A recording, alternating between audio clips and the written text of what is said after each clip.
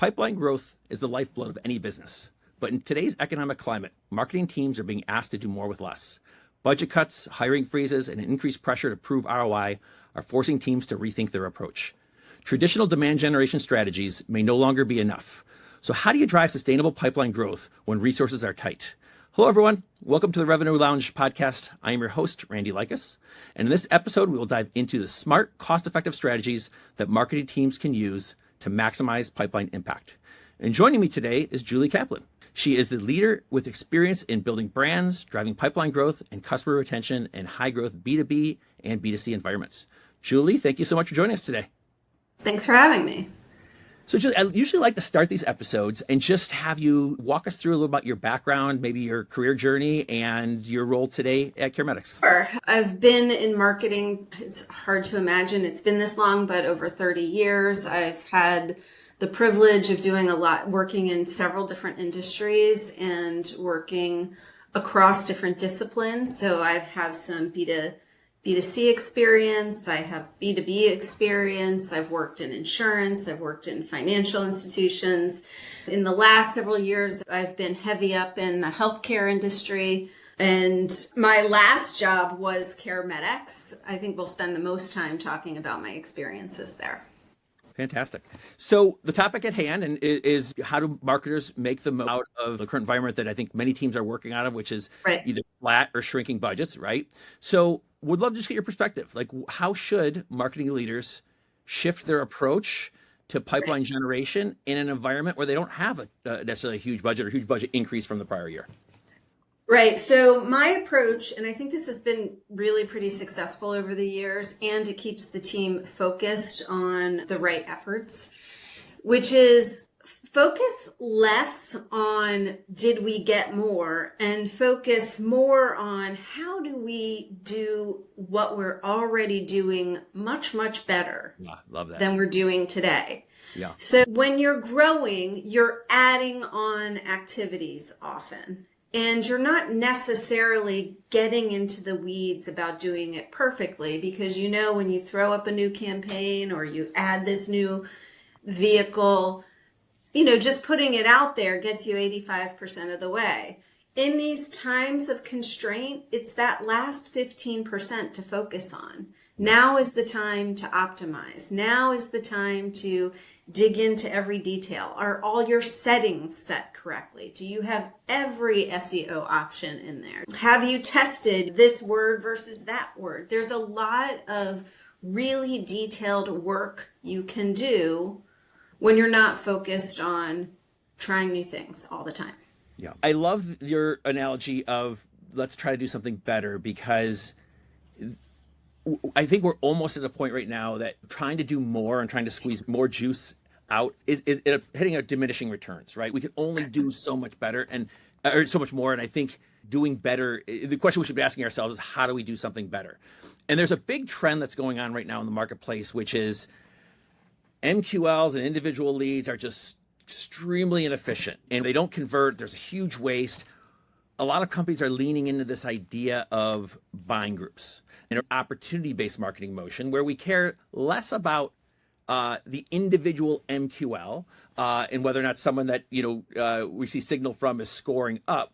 But what's more important is the swarming of activities in an account by multiple people. What are your thoughts? Well, it's not an or, it's an and, right? So there are individuals in the buying group. You cannot ignore them. Yep. You want to pay attention to each individual in the buying group, and you need to look at the buying group as a whole. Yeah. So it's important. This is one of those things you can focus on when you're not sort of, hey, we have new money. We have to throw on this new campaign and do this new thing.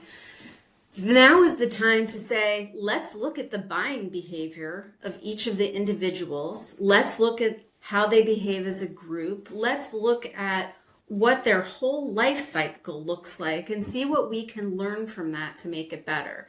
Here's what buying groups that close look like, and here's what buying groups that don't close look like. Yep. How can we make the ones that don't close look more like the ones that do close? So spend your time thinking about that. And again, it's not or, it's and. Yeah. So building on that, so I think you're absolutely right. I think where a lot of people get hung up is having the alignment across teams. It's not sales and or marketing, it's sales and marketing. And That's right. too many times marketers have a set of metrics that they're measured against, and sales has theirs and success has theirs. And so these align, I think where a lot of people get caught up is improper alignment. Right. Agree. 100%. What recommendations would you make in terms of how do you actually operationalize consistent metrics or shared metrics across the different functions? This may be a little controversial. Your marketing goals should be the same as your sales goals. There should be no difference between the two. Yep. Your marketing team should want the same sales that the sales team does. So if you're focusing just on what you turn over to sales, this is where the breakdown happens almost. So for me, our sales team, our marketing team is whatever the goals of the sales team are. And then you sort of work backwards and figure out what additional goals do we need to hit in order to support those sales goals. Mm-hmm. So that's the way I do it. And we try and make those metrics as aligned as possible. There are some downsides to that at times, but I find especially when you have a newer marketing team or you have a marketing team that's learning how to be a mature marketing team, it's better to focus on making sure that these two teams are acting as one that have different roles in achieving a sale. Yeah. So let's break that or unpack that a little bit. So I agree with you 100% that we should have the same set of metrics. What are some of those metrics? Well, obviously it's revenue, it's pipeline or opportunity generation. Yep, pipeline generation. Yeah. What are some of the other ones that you think should be shared? Oh, that's a good question. I need to go back and look at the dashboard, but really those are the big ones, right? Yeah. So it's really all about pipeline and how much pipeline you are delivering in each part of the funnel. Yeah. The other part is looking at the motion through the funnel. So how much conversion can you get from top of funnel to the middle of the funnel? Yep. Your salespeople probably aren't going to be focused until it's a lead that they can grab onto and take over. Yeah. So marketing really needs to make sure that they're following that motion from general interest to top of pipeline to middle of pipeline to, it's time to turn it over to sales. Yeah, I think too many times people think that marketing's job is to develop more leads. In fact, marketing's job is really to deliver engaged contacts on an opportunity. And we could probably look at, from historical closed business, how many engaged contacts do we have to have in order to win a deal? Right. And then we know, like for current pipeline, we've got 2, but we typically need to have 5. Well, marketing can now go work to deliver those other 3 people. Right. And don't forget, marketing isn't just acquisition. It's selling your existing customers. Yeah. It depends on the business you're in, but it's really important to make sure that you remain present from a marketing perspective, not just an account management perspective, of course, but just like your goals for your sales team should be aligned, your goals with your account management team should be aligned, right? Yeah. What do you need to do to support them? So there's also cross-sell, upsell type goals that should be met as well. And sometimes when things are really tight, maybe you focus a little less on acquisition, which is very costly, and a little bit more on retention and upselling. Yep. Especially in this environment. I think acquisition is so hard in this environment. Focusing on the customers and growing with the customers is probably a smart move, depending on the company. I mean, there's nuances, of course. So it costs you so much more to acquire a new customer than it does to really service and upsell and cross-sell your existing customers. Now, if there's nothing to cross-sell and you're just sort of squeaking every last dime out of your customer and it's not benefiting your customer, don't do that. But there's usually some unmet needs. And when you explore those and you make sure that there's this steady stream of marketing efforts in the background, they can also be prepared to have good conversations with their account management team. So I think you and I are in agreement as far as like shared metrics, not either or. But I think most companies are still struggling with that alignment. They don't have that and they're still measuring different metrics. Why do you think that is? And what do people need to do to move the needle to that, to where you think we should go? I mean, I'm going to oversimplify it, right? So, look, if you are focused on sales, you're going to be focused on delivering leads. That's a natural progression. Where it fails is delivering leads for the sake of delivering leads, where you have so zeroed in on the focus of that it's a lead and not the type of lead or the quality of lead. And if you get super focused on that, you're going to lose some alignment with your salespeople. And at some point, you just have to get real with yourself and decide what kind of marketing team you want to be. And you may have to rethink your goals. You may have to rethink how you accomplish delivering leads to your sales team. Yep.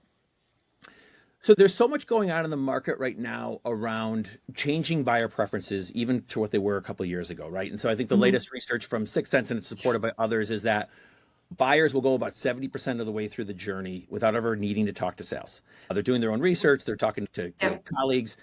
And so because of that, there's this big debate around how much do we invest in generating demand and how much do we invest in building brand? And they're both important and both related. Would love your thoughts on that idea. And then how do you think about your budgeting for both of those? Right. I try, again, here's going to be something a little bit controversial. I try not to separate them. You cannot build demand without having a steady drumbeat of your brand out there. Yep. We all know intuitively that you need to do it. But if you're measuring the efficacy of any of your brand efforts, they're going to look like something you should shut off.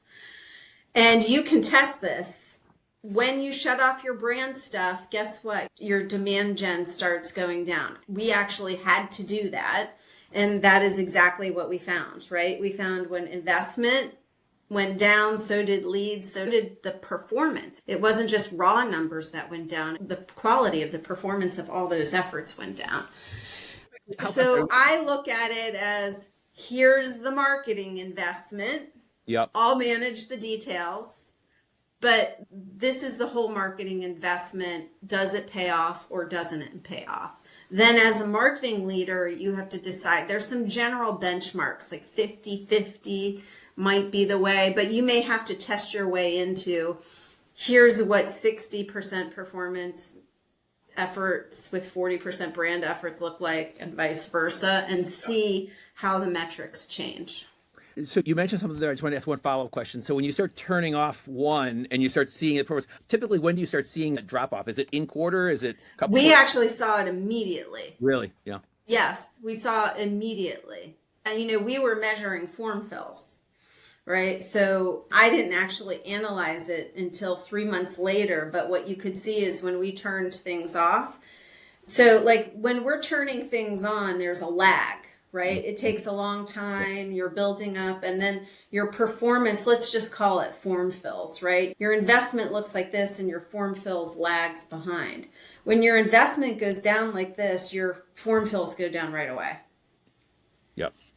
And so what that tells you, or what that told me, what I learned from that is be careful when you turn things off, because it will take a lot longer to regain what you lost than it will to keep it on. So you're better off just having slower, low grade decline rather than just turning things off. Kind of like exercise. When you go off your exercise program completely Yes. and you gain weight, it's a lot tougher to take that weight off as opposed to instead of hitting the gym That's right. 5 days a week, let's hit it 3 days a week. And it's Right. less fluctuation. Okay, great. So you use probably a lot of different tools in your stack to target potential buyers. How do you leverage intent signals to help you personalize outreach at the different funnel stages? Yeah, we actually, again, we didn't use a lot of tools. What we did was we tried to maximize and squeeze every last efficacy that you could find out of each tool that we had. So we did have limited tools. We used a CRM with marketing automation. We used an account-based management and intent system to evaluate each of our efforts and how it helped us. But where we really saw the efforts were when we looked backwards across the life cycle of, we had long sales cycles, 12 to 18 months, right? So we saw what you mentioned earlier. As soon as a customer was visible to us, we saw a lot of activity before they were ready to have a meeting. Months and months, right? Yep. Multiple form fills, multiple clicks on ads, multiple downloads, multiple blog visits. Yep. And then 8 months later, there was a meeting. And 3 months after that, there was an opportunity opened. So because of that, and I mean, it's very consistent with what we're seeing as well. The problem is, I think a lot of teams are not changing their playbooks in terms of what that means, right? So they're still calling and chasing every single person who does a form fill or attends a webinar, and people just aren't ready. And so I'm curious, like in the context of how do we change our marketing spend or our marketing, like what are your thoughts? Do we change the way in which we have our SDRs, BDRs, how work to try to meet people where they are? Do we goal them differently? That's a good question. The way we handled it was in the form fill, right? We had them ask an answer. Are you ready to meet with, like, do you want someone to call you right away? Yeah. Or do you want someone to call you in 3 months? Or no, you don't want anyone to call you. Got it. And then if they said, we want to meet now or in 3 months, we called them Makes right sense. away. Yep. Right? Yep. It didn't matter, but we knew what the call was going to tell us, but we made sure to answer that. If they said no, we continued to market to them, but we didn't spend the time chasing them. Yeah. Now, sometimes we saw that no over time turned into a yes, but we allowed those prospects to tell us when they were ready for a conversation. Yeah, it sounds like you're kind of meeting them where they are, right? Which is ultimately what they want. They don't want to be chased with 10 emails and 5 voicemails. They're going to appreciate it more if you're working with them and trying to provide them content to meet them where they are in the process. So you had mentioned something recently on one of your LinkedIn posts, which I think is related to the tool piece. I want to just ask a question about it. Pay attention to the machinery of our tools, right? Yes. I love that. Can you explain that a little bit But more? that kind of goes back to how we started this call, which is what do you do when your budgets are restricted? Well, your machinery, right, has lots and lots of detailed levers in there. I'll give you an example. The intent software that we used, you can put a cap of 6 impressions a day or 4 impressions a day. We tested it. We had 4 impression cap because that was the default or something. And we tested a 6 impression cap, right? Oh, guess what? We had way better results with a six impression cap. That's a very fine TDL. But if you add all of these things together, you're going to find better efforts. Another example of that is we were putting things up really fast and we still had a website that wasn't quite catching up. We didn't have forms on every page where there were people coming to visit us. We put forms on every page. We made sure there was a form on every page. We made sure we had the most recent form on every page. Some of those things are things that you lose sight of when you're working fast to start new efforts. But if you haven't gone back and optimized them, you're losing out. We saw an enormous improvement in form fills and quantity of form fills just by putting them up on the blogs where they weren't before, moving them up to the top of the page. Yeah. So now maybe a sophisticated marketing department that's been around for 15 years or is like, we do that as a day job. Well, my guess is that there's probably still some things that could be recalibrated. I want to revisit something that we talked about earlier, which was like how expensive acquisition is and how we really should be focusing on our customers. I'm curious from a customer marketing perspective, how does marketing work with customer success to better collaborate or better execute what success is doing to drive more pipeline from existing accounts? Right. Well, that is, again, a listening tour to be had, right? Sit in on their quarterly business reviews, have regular conversations with them, start to understand what the customers are asking for, and make sure you're rendering those products and services to those customers. You are there to support your account management team as well. If you have an account-based marketing system and your account management team says this $3 million client is talking about these 5 things with us, well, guess what? That can be a $5 million client in 2 years if you're putting the right messages in front of them. Yeah, and especially think about like we may be working with a certain team But we're starting to see different personas that are engaging with us. That's a whole new product upsell. But if we're not paying attention to that, and Right. typically what happens with success is after the purchase is made, we're delegated down to sort of one person who's like the admin of the tool, and the other people disappear. But we have to start paying attention to when all these other personas are starting to get involved. I think Right. Or educating other personas about what the value of this tool is to them that they Yeah. may not have thought about. Think about, let's talk about a SaaS product, right? So sometimes when you're launching a product, and we know this as marketers, right? Because we use a lot of SaaS products ourselves, right?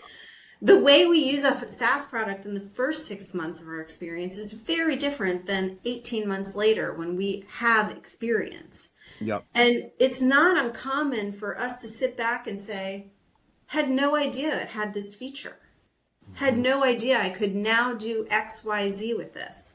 Yep. Well, if your clients have a product of yours and they're not aware of all their features, or their colleagues aren't aware of all the features because they have a day job to get through, they're not sitting there, paying attention to every email you send out them.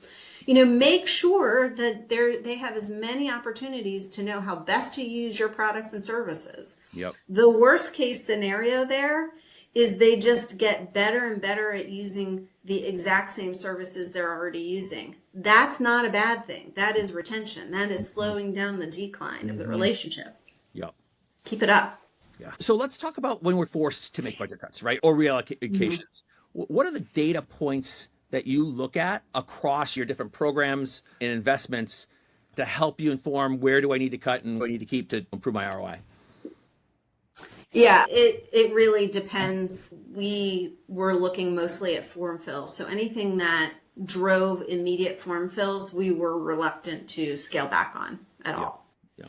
And things that didn't relate to form fills, we would scale back on. But keep in mind, again, what I said earlier in the conversation, if you go to 0, you will see performance go down. So we were very careful about, okay, so maybe we don't have 5 triggered campaigns, we have 2 triggered campaigns, but we keep our brand campaign going. So you can scale back some of the incremental campaigns, but don't eliminate your background brand campaigns. Yeah.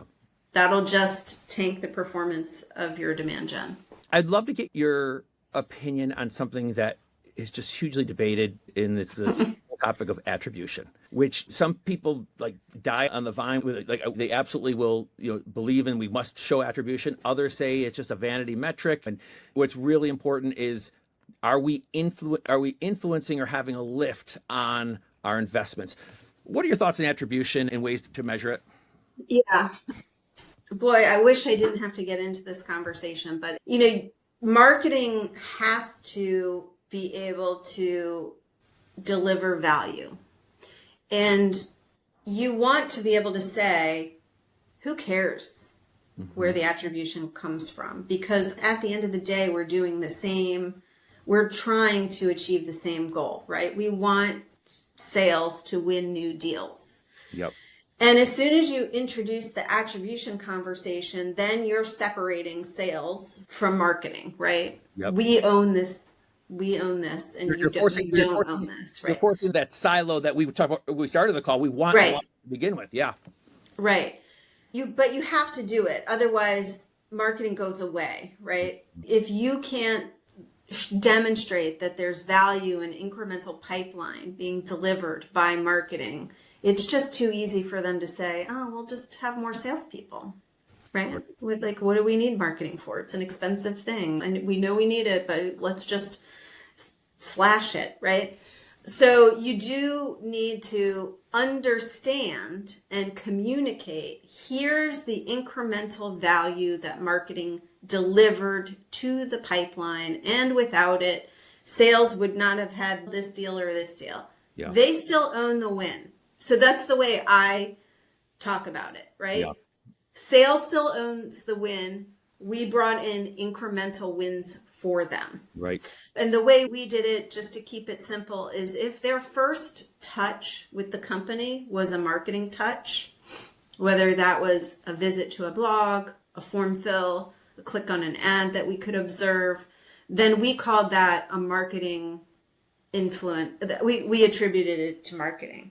If sales brought in a relationship that they've had and there was no prior interaction there, then we called that, then it was not a incremental sales opportunity. Now we call those assists because we can observe that throughout their life cycle, we are assisting sales through marketing efforts. And we know that because we see downloads, we see clicks on ads, we see visits to our blog, and we give sales content to inspire conversations. All good. So that's how we do it. Yeah. I think it's funny because if you boil it all down to the simplicity, part of what is attribution? What are people trying to get after with attribution? They're trying to understand, am I making an impact? Am I justifying my existence and my spend? And I think what attribution is not really about what you can measure. It's about what data you can connect. And the problem is marketing is targeting all of these people and personas, and sales is talking to all these people on a deal, and they come in and out of a deal. But because reps never take time to update who they're speaking with manually, when we look at opportunities, there's one person on there, yet we know we've talked to 10 or 12 that marketing has touched. And so being able to harvest and automate and bring those people out of those conversations and onto the opportunity record, I think would solve a lot of problems for marketing to be able to start connecting the data points. But to your point, that's true. However, I would say, look, you can still observe if it's not a marketing attributed lead, it's still an assist, right? So we don't need to fight about this. Like, sales doesn't get less commission because we deliver the lead, or maybe they do in some organizations, and there you have the problem. But there's no less commission for sales. So why do they care if they brought in the lead or we brought in the lead, right? We're all aligned on the same goal, and I don't care. If they bring in the lead, great. It shouldn't matter. It should be about like the person got onto the opportunity. Now, what would be interesting is how many times did marketing touch it? How many times did sales?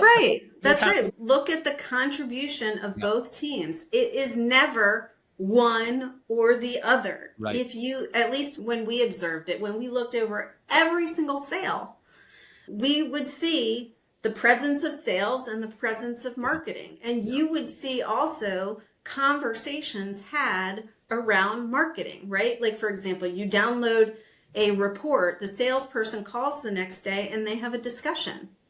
Okay, right? We prompted another good, meaningful discussion. Who cares?